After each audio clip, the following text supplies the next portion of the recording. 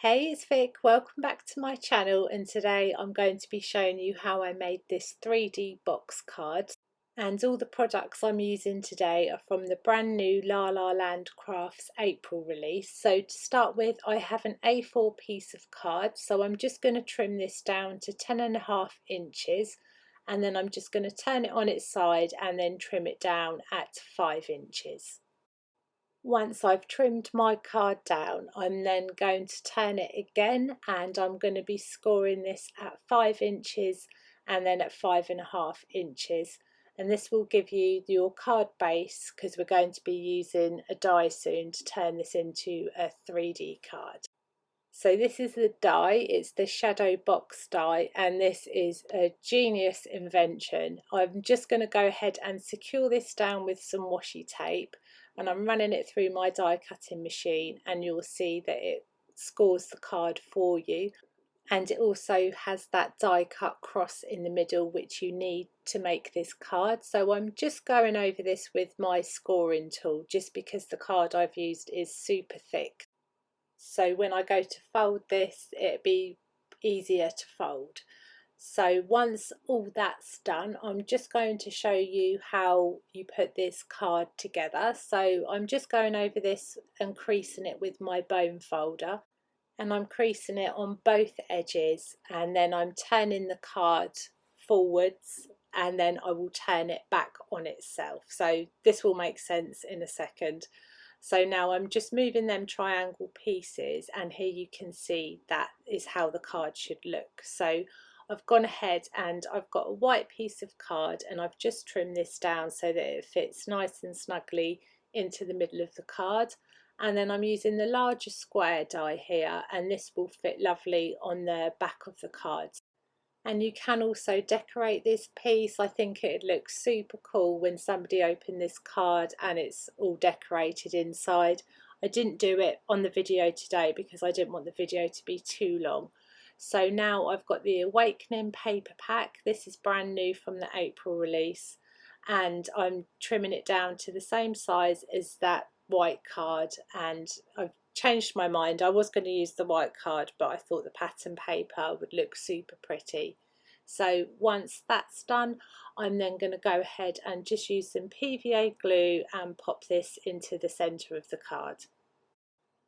So now I'm moving on to the large Birdhouse die. Oh, I love this die, it's so cute. So to start with, I've just got some white card. I'm putting some washi tape onto this just to secure it down before I run it through my die cutting machine. And this large Birdhouse die comes with loads of little pieces too, which you'll see in a second. So I'm just removing them dies, and then I've got the on the wall layering stencil.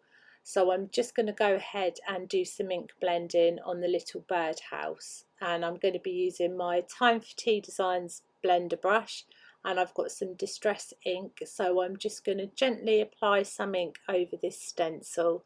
I thought it'd look quite cute where it looks like it's got a brick birdhouse. And then I will be showing you how I put the birdhouse together. So once my ink blending's done, I've then gone ahead, and to secure the little circle piece in the middle, I've just used washi tape. You can use glue and stick it straight onto your card, but as this card is 3D, I knew that it wouldn't stick that well. So to secure the roof, I'm just using PVA glue, and then I'm just going to adhere the bottom of the birdhouse. I love this die, it's been so fun to use, and it's so cute, especially for your spring cards. Everyone loves birds, so it's a really sweet die. Next, I'm using the bird nest die, another favourite of mine. So I've gone ahead and die cut this using some craft paper and then some light pink card, and then I'm just going to layer these up where they overlap a little bit. And then I'm going to go ahead and secure this behind the birdhouse die. Again, I'm just using washi tape to stick this down just to make sure it's secure, but I do end up using some foam pads once I adhere the birdhouse to the card. And then I'm going to go ahead and die cut these little pieces. So that egg comes with the bird nest die, the rest is with the birdhouse die.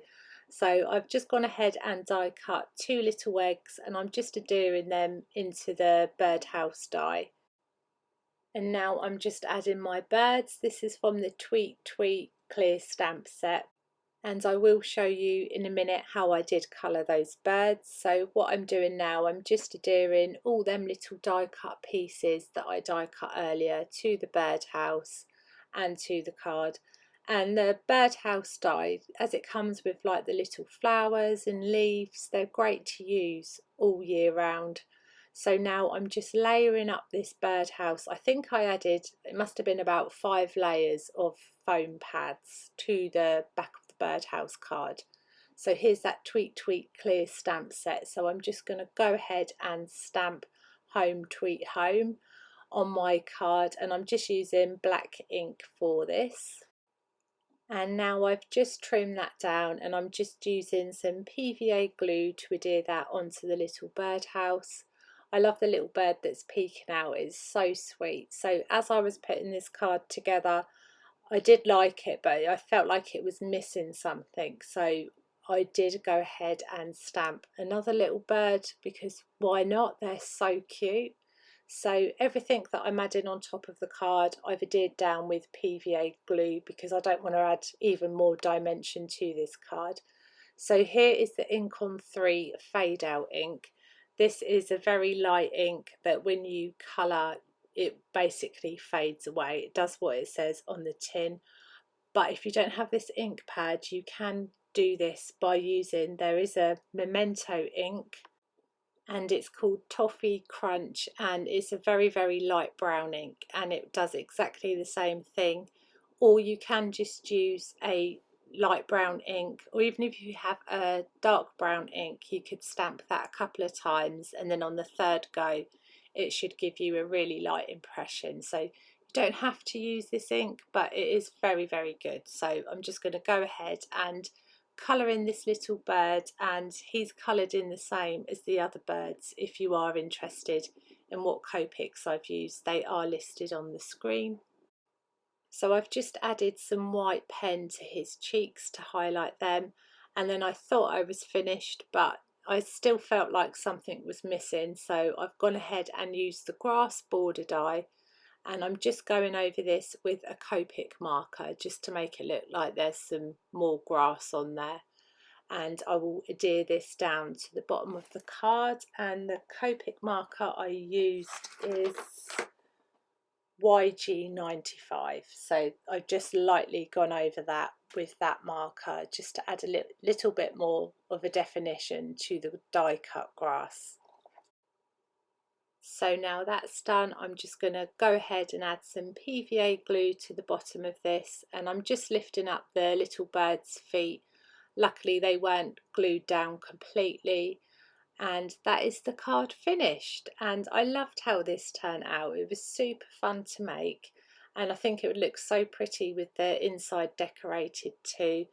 So thank you so much for watching, and I will leave everything that I used down in the description box below. Have a nice day. Bye.